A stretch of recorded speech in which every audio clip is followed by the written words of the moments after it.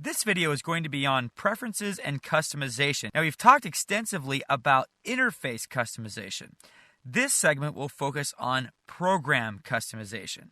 Now, again here, we're going to just breeze through this. My objective here is essentially just to let you know that this exists. So let's go to the Customize menu, and all the way at the bottom is Preferences. And boy, look at all that stuff. Just in the General tab, there is so much to play with and adjust here. And that's just one tab. But look at all these additional tabs of stuff to fiddle with. There's a lot here. I really recommend that you don't just go in and fiddle without knowing what you're doing here. Some of these changes make slight differences. Some of them make colossal differences and can completely throw you for a loop if you don't know what's going on. So unless you know what you're doing, don't just fiddle around. If you want to adjust a setting, go to the Help menu first, or hit the F1 key just to jump there, and look it up in the Help before you fiddle with it. Sometimes people anxious to play with a program will adjust a preference, not notice any change, and just forget about it. And then months later when they go back and try to do a project, they can't figure out why it doesn't work. So word to the wise, don't be that guy. Now, from the preferences, we can do all sorts of powerful things. Under the General tab, for example, we can change the amount of undo. By default, levels is set to 20. What that means is that you could blow it 20 times and you're safe. You can have 20 levels of undo. If you find that you are more prone to make mistakes than that, that's okay. Just bump up the level of undos. You can hit the up arrow button, or you can just type in whatever number you feel best. Be aware that this is going to use a little bit more of your system resources, though, as it has to store in memory 30 levels now in this instance, rather than just 20. And of course, if you're nature's gift to the 3D world, you could always bump this down to 10 or whatever you want. Under the Viewports tab, you could also change the current display driver, which can really affect your performance. I'm just going to hit cancel there.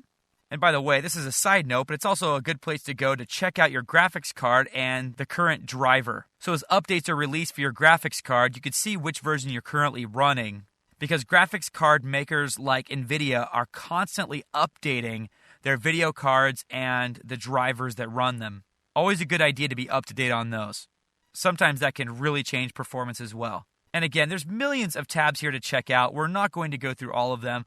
One other one I want you to be aware of is under the Rendering tab. I actually use 3ds Max a lot for print work. You can fake stuff in Photoshop, and I'm pretty decent at that, but sometimes you just can't simulate a real 3D object, or sometimes it's just so much easier to do it in Max. Well, as you render at print size, which is significantly larger than video size, sometimes Max has a tendency to crash while you're rendering. Turning on this bitmap pager can really help it not to crash on big renders like that. It'll use up disk space while it's rendering, but it's totally worth it so that it doesn't crash while you're rendering a big project.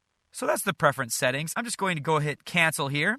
One other thing I want you to be aware of here is that we can configure system paths and user paths.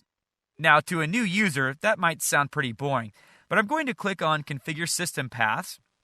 And basically, system paths are places that Max will look on the hard drive for basic information, like startup scripts and fonts and that type of thing. We could also configure where Max will look for third-party plugins. If we have some 3D plugins that are installed a different place than this directory, we can simply hit the Add button to add additional directories for Max to look in for 3D party plugins. Going to hit Cancel, go back to the Customize menu. Even cooler than Configure System Paths is Configure User Paths. This comes in handy all the time. Click that. And we have a few paths to configure here. And we have a few categories to configure here. We have a basic File tab.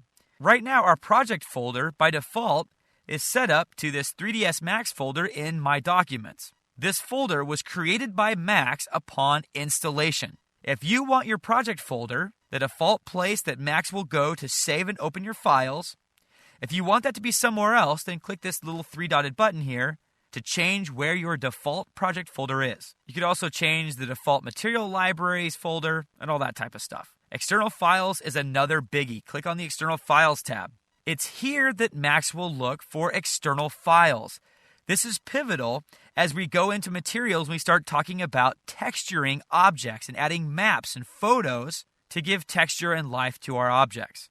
If Max can't find a map or image that you've used as a material, it won't show up during render time. This is so critical. I'm definitely going to be covering this again when we talk about materials, but be aware that these are the places that Max is going to look when it's searching for maps. To add a new directory, click Add Here, and then Max will constantly be searching through that directory as it's looking to update materials.